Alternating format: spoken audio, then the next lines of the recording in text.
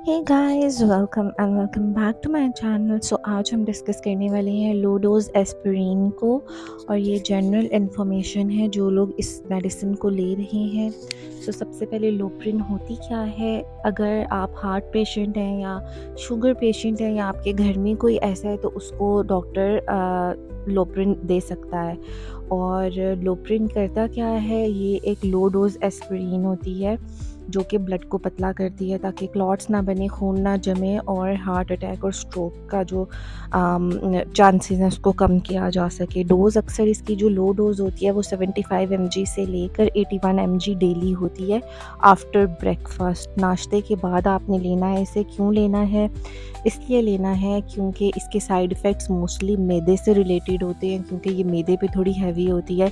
Even though ये enteric coated होती है, ये मैदे में जाकर रिलीज़ नहीं होती है।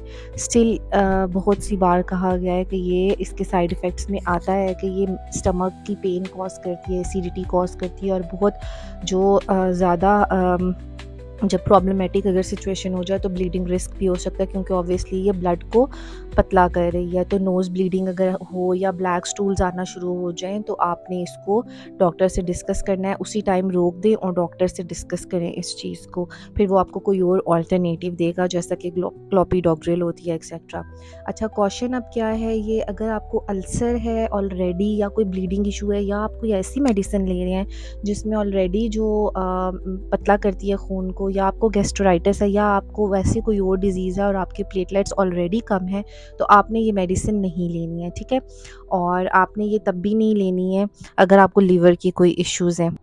कब आपने इसे अवॉइड करना है? वही बात है कि अगर प्रेगनेंसी है तो आपने बिल्कुल भी ये नहीं लेनी। डेंगू फीवर में ऑलरेडी आपका ब्लड थिन हो रहा होता है तो आपने नहीं लेनी, और ऑलरेडी अगर कोई और ब्लड थिनर्स ले रहे हैं तो आपने तब भी नहीं लेनी है। और हमेशा इसे फूड के साथ लेना है या इमीडिएटली आफ्टर ब्रेकफास्ट लेना है। वाई आपको बता दिया ताकि एसिडिटी कम हो, और इसे कभी खाली पेट आपने एक और बहुत इम्पॉर्टेंट चीज़ विच इज़ कि आप इसको रिसुवा स्टैटिन के साथ डॉक्टर से डिस्कस करके ऐड करें। और अपने घर में अगर आपके कोई डायबिटिक है तो अगर उनको बेशक कोलेस्ट्रॉल का कोई इशू नहीं है, you have to give it to them ताकि चांसेस ऑफ स्ट्रोक कम हों। बेशक उन्हें कोई इस तरह का मसला नहीं है, लेकिन हार्ट प्रोटेक्शन के लिए रुसिवा स्टैटिन और लोप्रिन को यूज़ किया जाता है according to ideal 3 studies.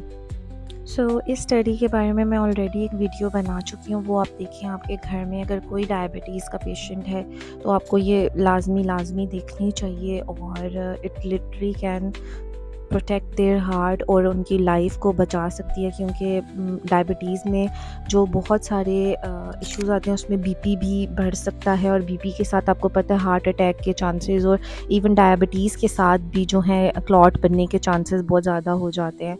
So make sure you watch that also. Take care, bye bye, follow for more.